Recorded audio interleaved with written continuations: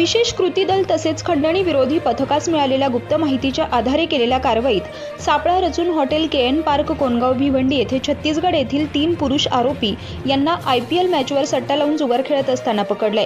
सदर आरोपी यांनी आपसात संगनमत करून लॅपटॉपमध्ये शुभलाभ नावाचे सॉफ्टवेअरमध्ये क्रिकेट मॅचवर जुगार बेटिंग सट्टा खेळणाऱ्या व्यक्तींकडून घेतलेल्या सट्ट्याची बेटिंगची माहिती भरून रिअलमी पॅड टॅबमध्ये ताज 777 स्पोर्ट्स ॲप्लिकेशनवर RCB आणि सनरायझर्स हैदराबाद यांच्यामधील T20 मॅच लाईव्ह बघून सट्टा लावणाऱ्या इतर व्यक्तींकडून 11,86,811 रुपये सट्टा बेटिंग स्वीकारली।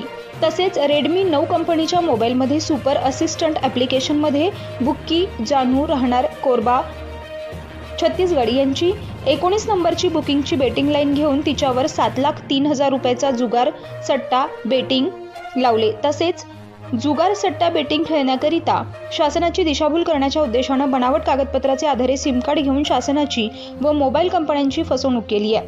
सदर 3 व्यक्तींच्या ताब्यातून 12 मोबाईल फोन, 1 टॅब आणि 1 लॅपटॉप असे एकूण 1,97,400 रुपयांचा मुद्देमाल जप्त करण्यात आलाय। म्हणून वरील नमूद 3 व्यक्ती तसेच पाहिजे आरोपी जानू राहणार कोरबा छत्तीसगड याच्या विरुद्ध कोनगाव पोलीस स्टेशन येथे गुन्हा दाखल करण्यात आलाय। तर त्याच्यावर भादवी कलम 420, 465, 467, 468, 471, 34 सह महाजुगार प्रतिबंधक कायदा कलम लागू करण्यात आलेला आहे।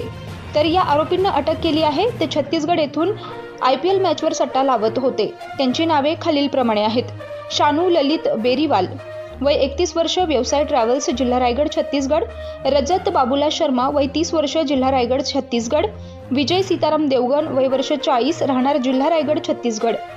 अशाच ताज्या अपडेटसाठी आजच कोकण संध्या न्यूजला सबस्क्राईब करा।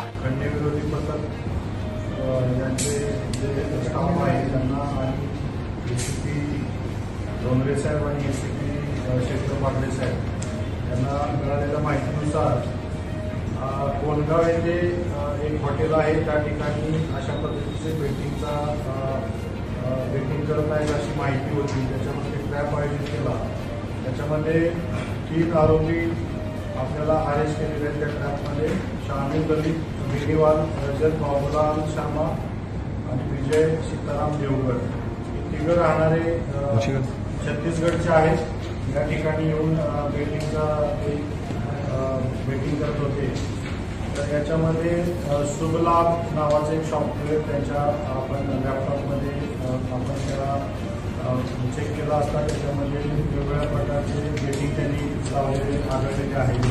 त्याच्यामध्ये जवळजवळ 1,97,400 रुपयेच्या मुद्देमाल आपण हस्तगत केलेला आहे। गुन्हा दाखल करून या आरोपी आता अरेस्ट केलेले आहेत। याच्यात पुढेही बऱ्याच लिंक डेव्हलप होण्यासारख्या आहेत। त्याच्यामध्ये आता सध्या 3 आरोपी हे छत्तीसगडचे आहेत। आणखी याच्यामध्ये काही लीड आहेत आपल्याला, त्या अनुषंगाने तपास चालू आहे।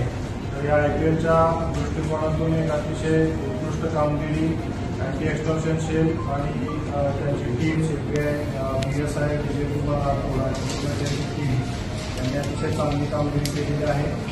आणि याच्यामध्ये IPC 420, 465, 467, 468, 471 आणि जुगार प्रतिबंधक कायदा याच्या अंतर्गत गुन्हा दाखल करण्यात आला। त्याचा गैरवापर करून लोकांना ब्लॅकमेल करणं असाही प्रकार आपल्याला समोर येत असतो।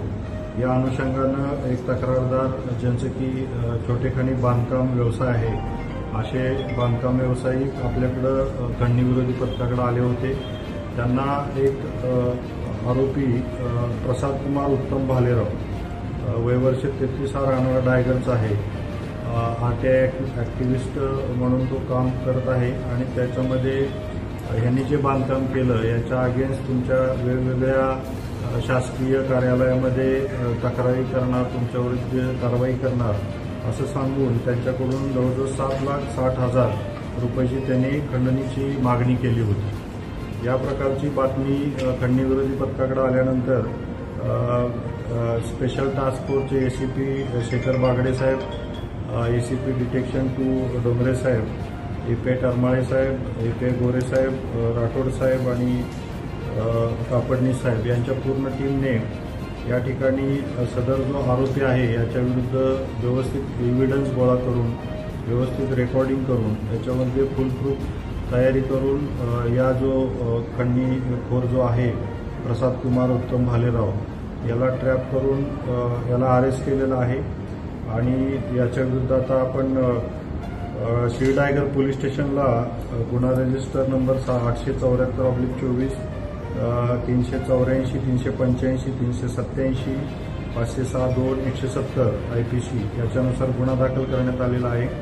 हा जो आरोपी आहे याला बरेच दिवस झालं पैसे त्रास देऊन पैसे मागत होता आणि समोर ट्रॅप आयोजित करून 5,60,000 स्वीकारताना त्याला आपण रंगेहात पकडलेला आहे।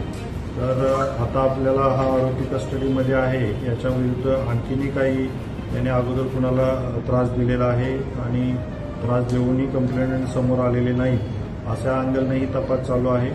आणखीन काही याच्यावरती आतापर्यंत गुन्हे दाखल आहेत असं काही माहिती आपल्याला मिळालेली नाही आहे, परंतु आणखीन काही लोकांना यांनी त्रास दिलेला आहे अगर कसे याबाबत तपास चालू आहे। तर अतिशय चांगली कामगिरी खंडणीविरोधी पथक ठाणे क्राईम ब्रँच यांनी या ठिकाणी केलेली आहे आणि सध्या तो आरोपी आपल्या कस्टडीमध्ये आहे। पुढील तपास चालू आहे। पनवेल, नवी मुंबई आणि रायगड जिल्ह्यातील ताज्या बातम्या आणि नवीन घडामोडी पाहण्यासाठी सबस्क्राईब करा कोकण संध्या न्यूज चॅनल आणि दाबा बेल आयकॉन।